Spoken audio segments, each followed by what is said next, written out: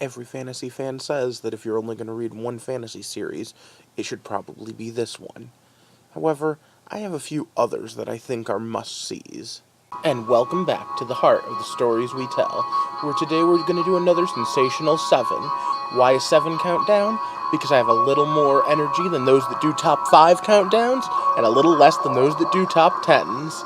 Either way, I just like the number 7. So, without further ado, today we are going to talk about the top 7 stories every writer should experience.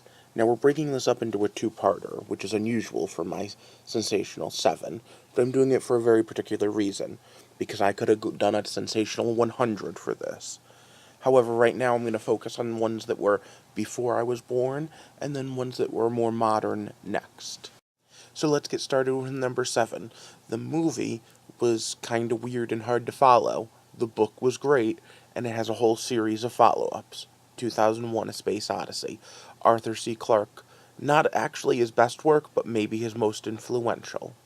And from there we're moving on to number 6. And with number 6, when we talk influential, we're talking about maybe one of the most influential stories of all time. Mary Shelley wrote it as part of a retreat for writers. Of course, I'm talking about the story of the modern Promethean, Frankenstein. Number 5 is both specific and general, because I'm going to go with Othello, which is one of Shakespeare's best plays. However, anything by Shakespeare could really make this list. In fact, everything by Shakespeare could make this list. That's the problem with trying to do just a top 7. But with number 4, I'm going a little more modern, even though I'm still staying in the past. And I'm going with the musical 1776. It's the story of how freedom was won for the United States, and it's a great example of how to make a story both educational, racy, and fun. Number 3 is a story that might be cheating because it's one told over a very long period of time, like hundreds of episodes. And I'm talking about the comedy classic, I Love Lucy. Why should every writer see this one? Because it's a great example of how to do both funny and interesting, but not corny. Well, mostly not corny. Number 2 is not exactly as fun as some of the previous ones. In fact, it's more of a warning. It's 1985.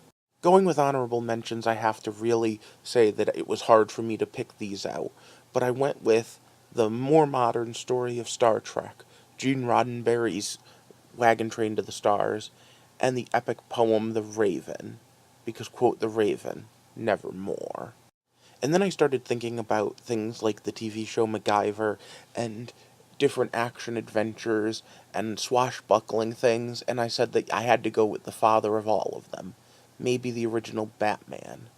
And of course I'm talking about the epic poem, The Odyssey, Odysseus's trials, and once again, maybe one of the most seminal works that all writers should go and find at some point.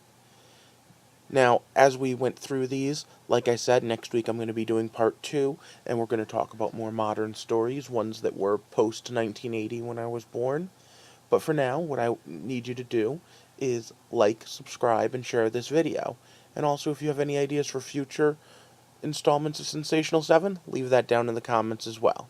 I hope you have a good night, and thank you for joining me.